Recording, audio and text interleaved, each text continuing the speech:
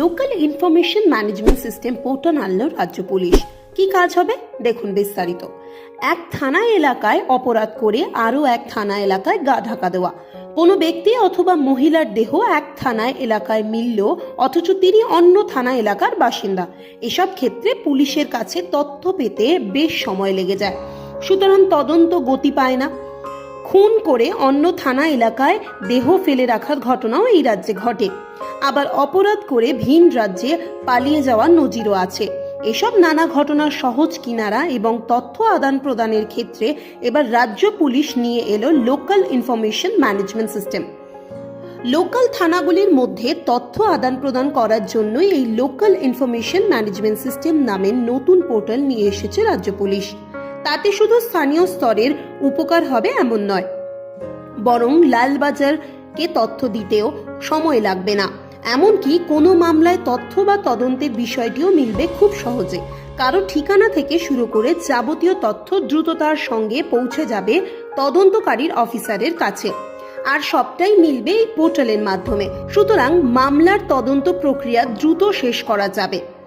এই পোর্টালের সঙ্গে পুলিশ কর্তাদের অভ্যস্ত করে তুলতে চলছে প্রশিক্ষণ বলে সূত্রের খবর। এই পোর্টাল পুলিশ অফিসার ছাড়া বাইরের কেউ ব্যবহার করতে পারবেন না। এটা সম্পূর্ণ পুলিশের মধ্যেই সীমাবদ্ধ, তাই এটা অত্যন্ত গোপনীয় বিষয়। সাধারণ মানুষ তা অ্যাক্সেস করতে পারবেন না। এই লোকাল ইনফরমেশন ম্যানেজমেন্ট সিস্টেম পোর্টালে পুলিশ মহলে ব্যাপক উপকার হবে। ব্যারাকপুর পুলিশ জেলার কোনো থানায় একটি অভিযোগ হলে সেই মামলার অভিযুক্ত কলকাতা পুলিশের কোনো থানা এলাকায় গা ঢাকা দিয়ে থাকে, তাহলে সেখানকার পুলিশ অফিসার ওই মামলা নিয়ে যাবতীয় তথ্য লিখে পোর্টালে আপলোড করে দেবেন। যে থানার প্রয়োজন সেই থানাকে ট্যাগ করে দিলে সেখানের আইসি সেটা দেখতে পারবেন। এমনকি যাবতীয় তথ্য নথি পর্যন্ত পেয়ে যাবেন সংশ্লিষ্ট থানার আইসি বা ওসি। এটা কাজের ক্ষেত্রে অনেকটা সহজ হবে। এভাবেই তথ্য আদান প্রদানের কাজ খুব সহজে করা যাবে।